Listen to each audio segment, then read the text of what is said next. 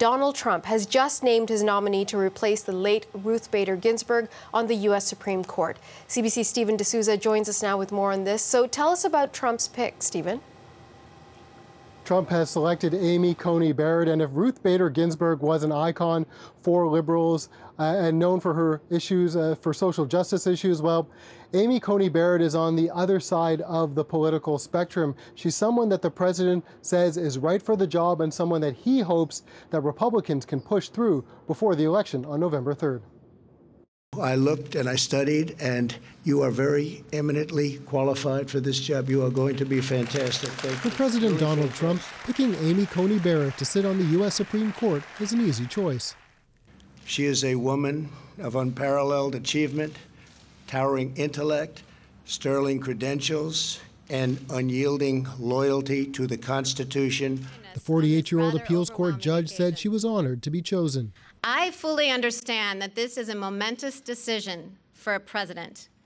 And if the Senate does me the honor of confirming me, I pledge to discharge the responsibilities of this job to the very best of my ability. And it's the job of the judge. Trump has had Coney Barrett on his radar for a while. He considered her for the seat that went to Brett Kavanaugh in 2018. She's well vetted.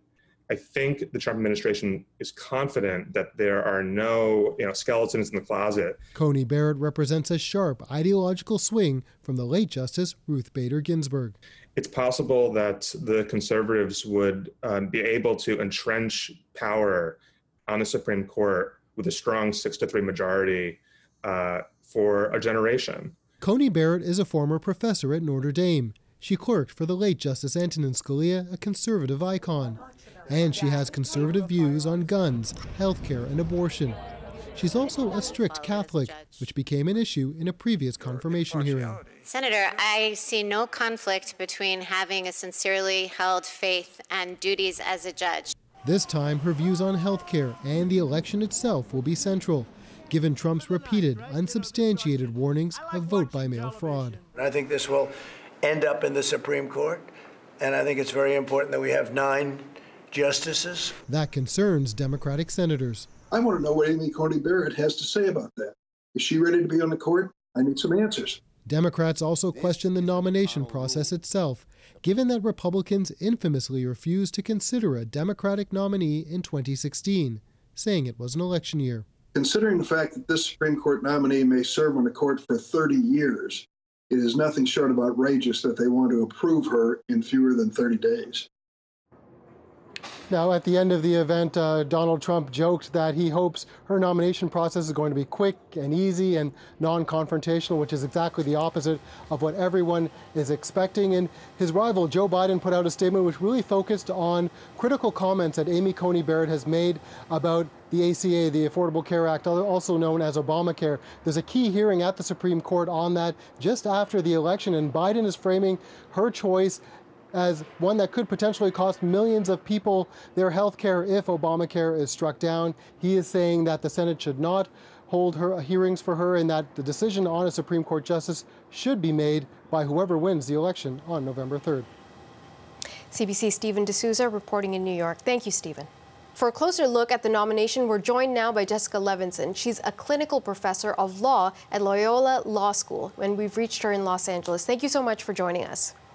Thank you for having me. So I don't know if you were able to watch the nomination process where we heard from the president and then we heard from the judge herself. If you were able to watch it, what was your reaction?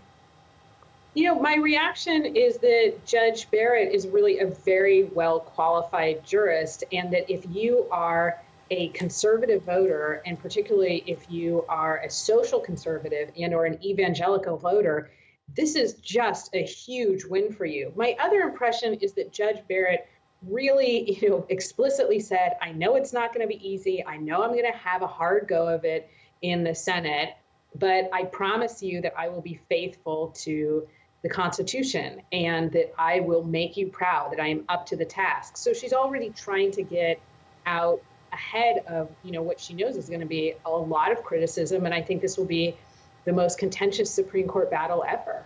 Do you think her statements are genuine?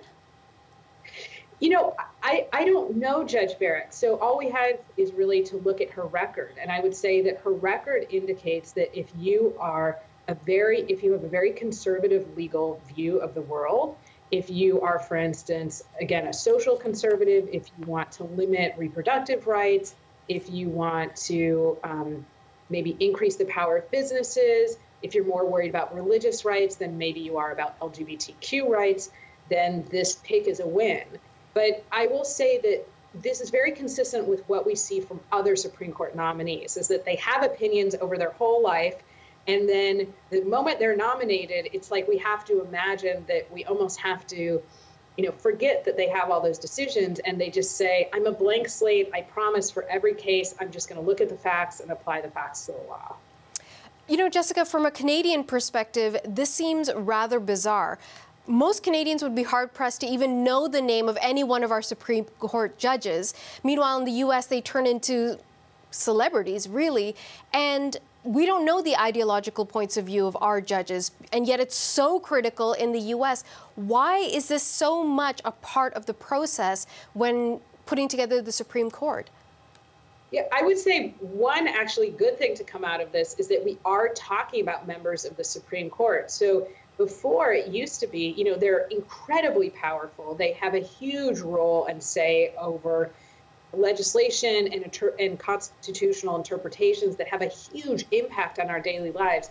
But most Americans, the truth is, I think, would be hard-pressed to name one Supreme Court justice. If they could name one, it was probably going to be now the late Justice Ruth Bader Ginsberg, who passed away because she captured the public imagination, because she did become a pop culture icon, really, for a lot of particularly women in America.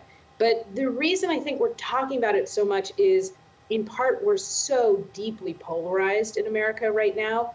Everything is seen through this lens of, are you a Republican, are you a Democrat? In part because the stakes of this particular nomination are so high.